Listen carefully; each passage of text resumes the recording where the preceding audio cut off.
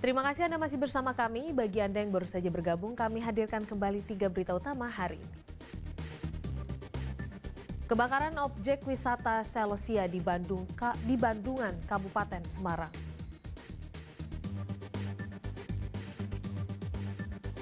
Protes layanan air bersih macet, padahal tagihan selalu dibayar. Warga demo di kantor cabang PDAM di Karanganom, Klaten.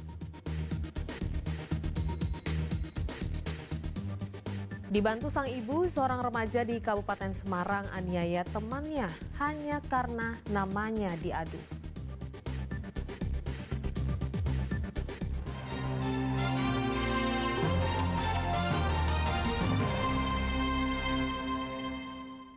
Puluhan warga mendatangi kantor cabang PDAM di Karanganom, Klaten. Mereka protes layanan air bersih sering macet sehingga warga kesulitan mendapat air. Padahal mereka secara rutin membayar tagihan air setiap bulan.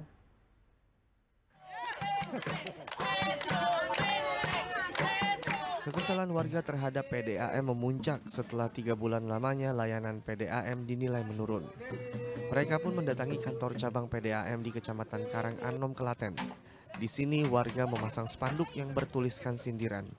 Mereka juga melakukan aksi teatrikal yang menggambarkan krisis air bersih. Beberapa bulan terakhir, air bersih yang didistribusikan oleh PDAM sering macet. Air hanya mengalir saat malam hari, sedang pada pagi dan sore hari air PDAM justru mati. Padahal warga telah membayar tagihan air secara rutin setiap bulannya. Kondisi itu tentu mengganggu aktivitas warga. Mereka mendesak agar pihak PDAM memperbaiki layanan distribusi air. Tuntutan warga pokoknya minta dinormalkan pengaliran air itu siang malam. Tidak hanya malam, Pak. Jadi siang dimatikan, nanti jam 12 malam baru hidup, Pak. Baru nyala. Apa warga itu tidak boleh istirahat? Jadi jam 2, jam 3 itu warga pada nunggu air, Pak, pelototi sampai pagi. Kalau sudah subuh udah mati, udah dicekik. Padahal bayar, Pak. Padahal bayar. Bayarnya tertib. Protes warga ditanggapi pihak PDAM. Mereka beralasan pengurasan Umbul Jolotundo menjadi biang keladi distribusi air macet pada pagi dan sore hari. Untuk itu pihak PDAM akan memasang mesin pompa di jaringan pipa yang ditargetkan akan rampung dalam sepekan, agar distribusi air bersih kembali normal.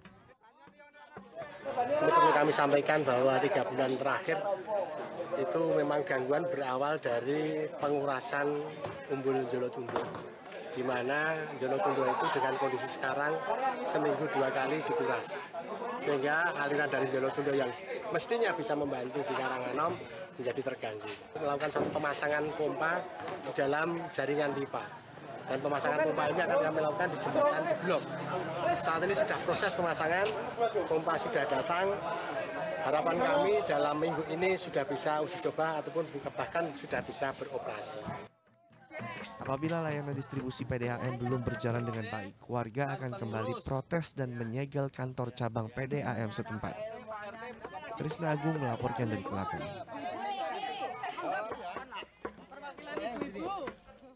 Bencana kekeringan mulai melanda sejumlah wilayah di Jawa Tengah. Di Kabupaten Tegal, warga harus berjalan kaki untuk mendapatkan sumber air. Lalu di Klaten, warga harus bolak-balik untuk mendapatkan air dari embung. Ada 5 kabupaten kota yang sudah berstatus siaga darurat kekeringan.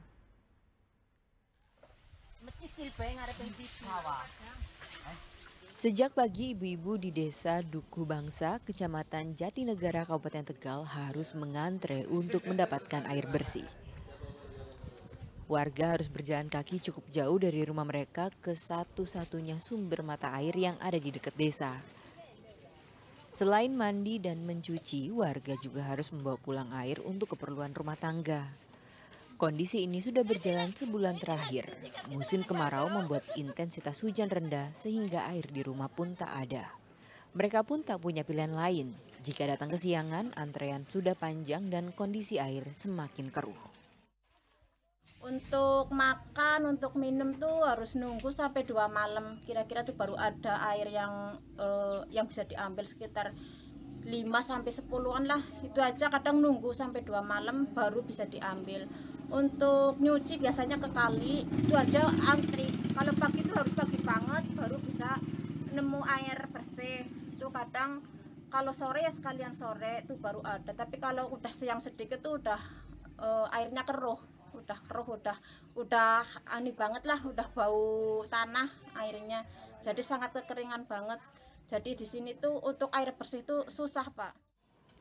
Dampak kekeringan juga dirasakan warga desa Tegal Mulyo, Kecamatan Kemalang, Klaten. Setiap harinya mereka harus mengangkut sejumlah jerigen ke embung desa untuk mendapatkan air. Seperti Sudiono, selain bolak-balik untuk mendapatkan air untuk keperluan rumah tangga dan ternak, ia juga membeli air ukuran 7.000 liter dengan harga Rp250.000 untuk kebutuhan masak dan minum. Ya kalau ternak beli itu nggak cukup, paling 1 minggu. Tapi nak sing napa menden mriki nggih temriku nggih saged 3 minggu, 2 minggu. Jadi selain beli juga mencari ya? Mencari. Ya, jaraknya berapa kalau harus mencari air di sini? Dari rumah? Ya, dari rumah hampir 2 kilo. 2 kilo. Ya. Kebutuhannya berapa jerigen? Untuk 1 hari 9 jerigen untuk ternak sama nyuci. Jadi harus bolak-balik gitu? Iya, bolak-balik. Hal serupa juga dirasakan Darmanto yang sudah 3 bulan terakhir kesulitan air bersih. Kebutuhan air bersih untuk konsumsi harus beli dari pedagang dengan harga Rp280.000. Sedangkan kebutuhan air untuk lahan pertanian ia harus mengambil dari air di embung. Mulai kemarau itu harus membeli air. Udah berapa lama Mas ini kesulitan air bersih? Sekitar 3 bulanan. Jadi warga harus membeli air bersih atau gimana? Ya untuk kebutuhan makan harus beli. Dan untuk kebutuhan kebun harus ambil dari embung yang tadi. Kalau beli berapa Mas per tangki, berapa rupiah? Rp280.000 sampai Rp300. Itu bisa untuk berapa lama? Ya paling 10 harian. Badan Nasional Penanggulangan Bencana memperingati ada 3 daerah dengan status darurat siaga kekeringan, yaitu Yogyakarta, Jawa Timur, dan Jawa Tengah. Khusus di Jawa Tengah, sejumlah kabupaten kota juga telah menetapkan status siaga darurat kekeringan, yaitu Cilacap, Klaten, Demak, Batang, dan Pati. Kuncoro Wijayanto, Krisna Agung melaporkan dari Kabupaten Tegal dan Klaten.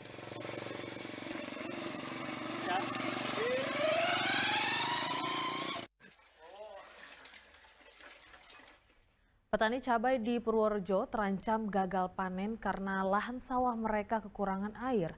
Tanaman cabai yang mulai berbuah kini layu dan kering. Hamparan tanaman cabai yang telah ditanam selama 1,5 bulan mulai layu dan kering. Kondisi seperti ini disebabkan karena lahan sawah di Desa Triwarno, Banyuurip, Purworejo tidak diguyur hujan dan kekurangan air. Batang dan daun cabai mulai kering, sedang buahnya berwarna kehitaman dan mati. Petani terancam merugi karena mereka terancam gagal panen. Selain kekeringan, serangan hama juga menjadi momok bagi petani. Serangan hama membuat kulit cabai terkelupas sehingga tumbuh tidak maksimal. Kalau seperti musim kemarau ini kendalanya cuma di air sama ya biasanya itu kalau air kurang jadi kualitas cabainya kurang maksimal. Mas, ini ada hamanya nggak pohon cabai, Mas? Ya kalau hama itu biasanya di musim kemarau yang banyak itu trip sama ulat. Saat musim kemarau, petani harus mengeluarkan biaya tambahan karena harus menyiram tanaman sehari 2 kali. Jika tidak, tanaman cabai akan layu dan berakhir mati. Wahyu Diono melaporkan dari Purworejo. Sementara dampak kenaikan harga minyak goreng curah mulai dirasakan produsen kerupuk Rambak di Boyolali. Agar tidak gulung tikar karena biaya produksi yang membengkak, mereka terpaksa mengurangi ukuran produknya.